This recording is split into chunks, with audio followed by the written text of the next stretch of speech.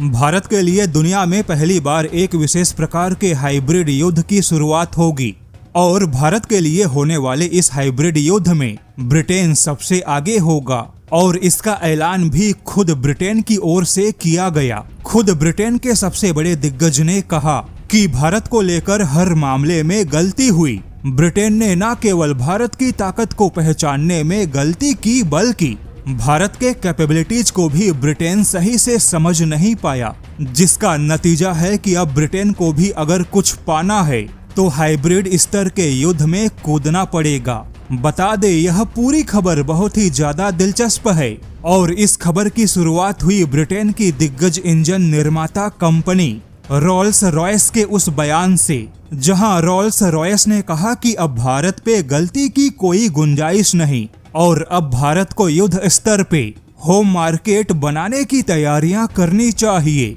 हालांकि यहाँ पर आपको बता दे, यह पूरी खबर इतनी भी आसान नहीं है जो एक बयान में समझाया जा सके।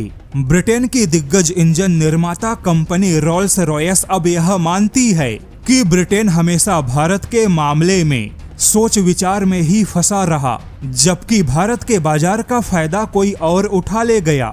रॉल्स रॉयस ने पहली बार यह खुलासा किया कि ब्रिटेन के नीति निर्माताओं ने अगर भारत की ताकत को पहले पहचान लिया होता तो आज भारत की वायुसेना के पास में राफेल नहीं बल्कि यूरोफाइटर होता, क्योंकि राफेल और यूरोफाइटर दोनों ही भारत की वायुसेना के बेस्ट विकल्प में शामिल थे।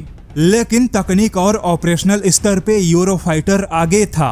उच्च ऊंचाई और गर्म मौसम में यूरोफाइटर ने बहुत ही अच्छा प्रदर्शन किया, लेकिन यूरोफाइटर को लेकर ब्रिटेन के जो टर्म एंड कंडीशन थे वह फ्रांस के राफेल के मुकाबले कई गुना ज्यादा कठोर थे।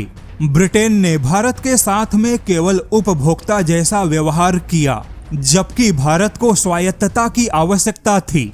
ब्रिटेन जो अब भारत को यूरोफाइटर और इंजन बेचने की कोशिश कर रहा है, ब्रिटेन जो अब भारत के प्रति उदारवादी हो रहा है, अगर यही उदारवादी पहले बन गया होता तो राफेल की जगह भारत की वायुसेना के पास में यूरोफाइटर टाइफून होता।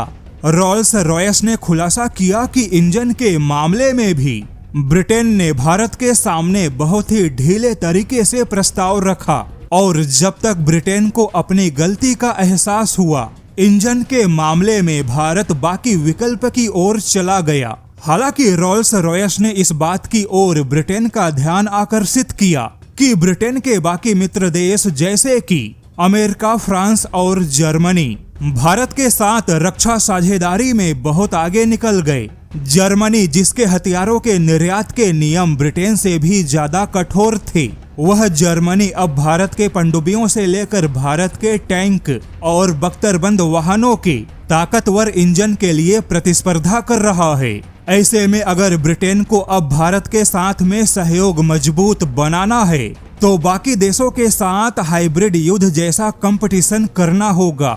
भारत को केवल प्रस्ताव नहीं बल्कि इंटेलेक्चुअल प्रॉपर्टी देनी होगी। भारत के फ्यूचर रेडी कॉम्बैट व्हीकल के अलावा भारत के विशाल थल सेना और नौसेना के सैकड़ों हथियारों में ब्रिटेन के पास भारत में बढ़त बनाने का मौका है।